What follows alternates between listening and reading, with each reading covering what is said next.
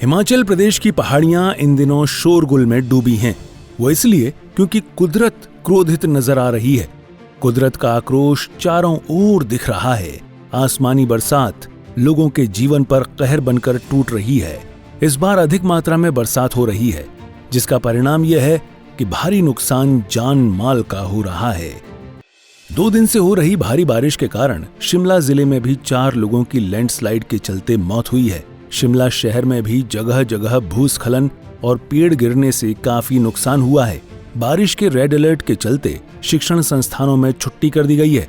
सेब सीजन भी बुरी तरह से प्रभावित हुआ है, जिसके चलते किसान बागवान भी परेशान हैं। हालांकि सरकार सड़कों को खोलने और राहत एवं बचाव कार्य में जुटी हुई है। इस समय हम लोग हमारा ऐतिहासिक गांव सोलंग में खड़े हैं। इस क्षेत्र में कई दिनों से बिजली, पानी और मोबाइल का नेटवर्क भी नहीं चल रहा है, जिसके कारण से सूचना देरी से प्राप्त हुई। और आज जब यहाँ पर हम आए तो ये हमारा पूरा सोलंग गांव खतरे की जद में आ गया है, और जिसमें एक घर श्री देवीचंद जी का वह लगभग गिर चुका है। यहाँ पे जो गांव की हालत जो इस बार बहुत ही दयनीय हो चुकी है। पूरा गांव जो है, पूरे गांव के चारों ओर जो है लैंडस्लाइड हो रहा है, जिसमें जो है काफ़ी घरों को बहुत ज़्यादा नुकसान हो गया है। यहाँ तक कि मेरा घर तो बिल्कुल चला गया है, ख़त्म ही है। मतलब मैंने बिल्कुल वो सारा सामान खोल के मतलब छोड़ दिया घर। और इसके अलावा 7-8 और परिवार है और घर है जिन्होंने अभी तक अपने घरों को खाली कर दिया है। गांव में ही अपने रिश्तेदारों के वहाँ पे रह रहे हैं, सुबह आके देख रहे हैं, लेकिन लैंडस्लाइड जो दिन प्रतिदिन जो है बढ़ रही है। मनाली लेह सड़क पर जगह जगह ब्यास की चपेट में आने से प्रभावित हुई है। वहीं अब कई गांव के लिए भी खतरा बन गया है।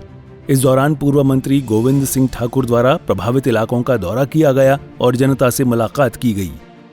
इधर मंडी जिले के राहला पंचायत में बनाला पावर ग्रिड के 2 ट्रांसमिशन टावर जमींदोज हो गए।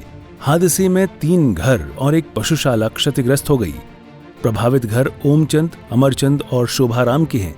इससे कोल डैम, पार्वती और लूरी पावर प्रोजेक्ट की सप्लाई प्रभावित हो सकती है।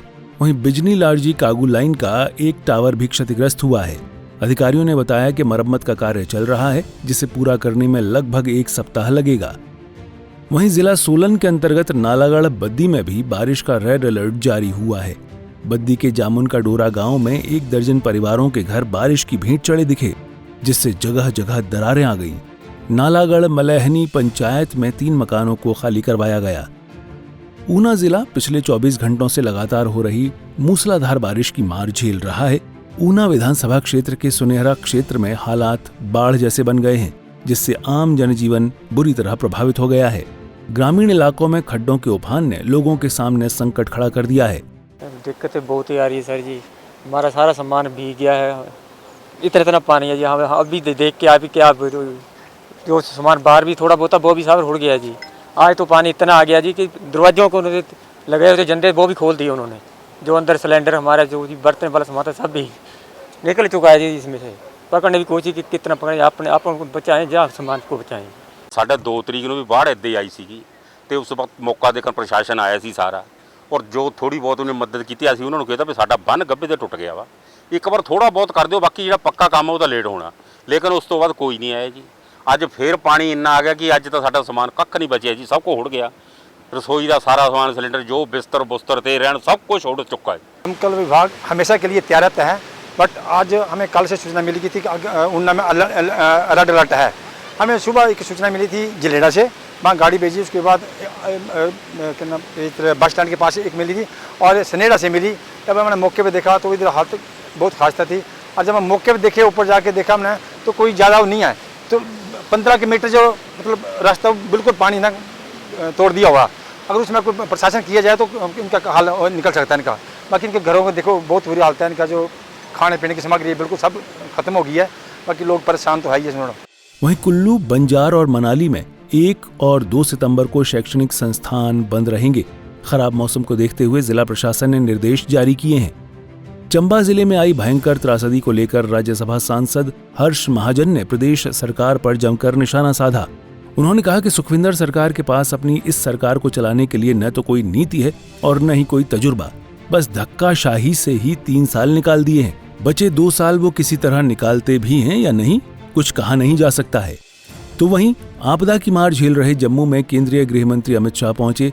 अमित शाह ने बाढ़ प्रभावित क्षेत्रों का दौरा किया, पीड़ित लोगों से भी मुलाकात कर हालचाल जाना।